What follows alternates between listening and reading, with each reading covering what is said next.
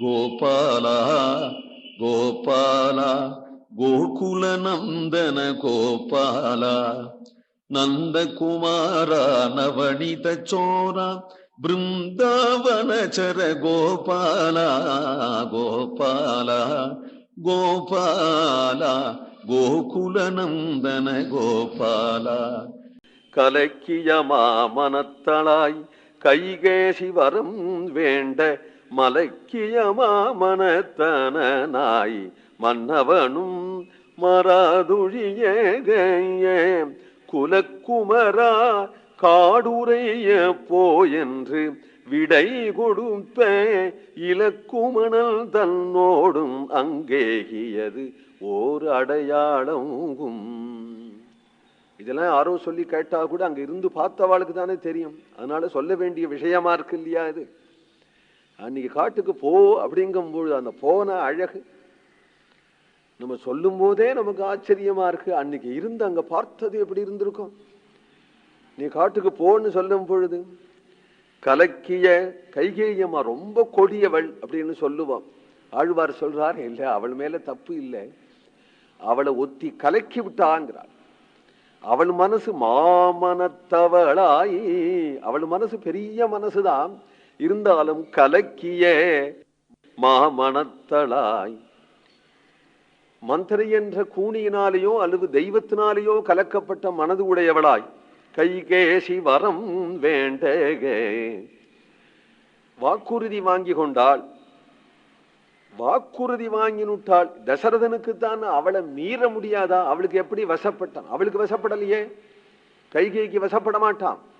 தசரதன் வசப்பட்டு விடுவனான். பிறகு கைகேயி எதுக்கு வசப்பட்டானால் வாக்குறுதிக்கு. சத்யபாச பரிவீத பிதுர் நிதேசாது என்று ஸ்ரீ பாகவதம். மலக்கிய மாமனத்தனாய் மனசு தவிக்கிறது அவனுக்கு, இருந்தாலும் மனசை அடக்கி கொண்டான்.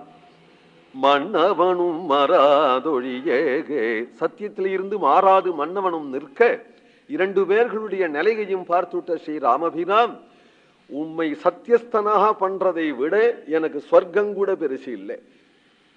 அப்போ அயோத்தி ராஜ்யத்தை பத்தி கேட்பானே எண்ணுகிறார்.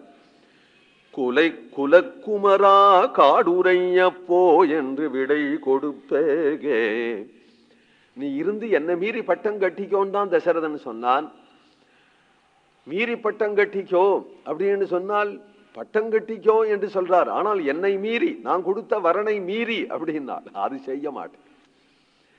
உன்னை மீறி நான் பட்டம் கட்டிக்கிறதை விட உன் வார்த்தைக்கு படிந்து காட்டுக்கு போகிறது எனக்கு அழகு என்று போறார். அப்படி போறதுனாலே அப்ப தசரதன் சொல்றான், எப்பிறவி எடுத்தாலும் ராமா நீயே எனக்கு புள்ளியாக வரணும்.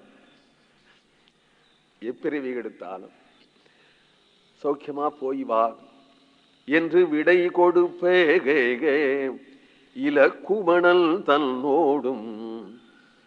லட்சுமணனை விட்டுட்டு போகலாமே நாள், கைங்கரித்துக்குன்னே பிறந்த லட்சுமணன் விடுவனா?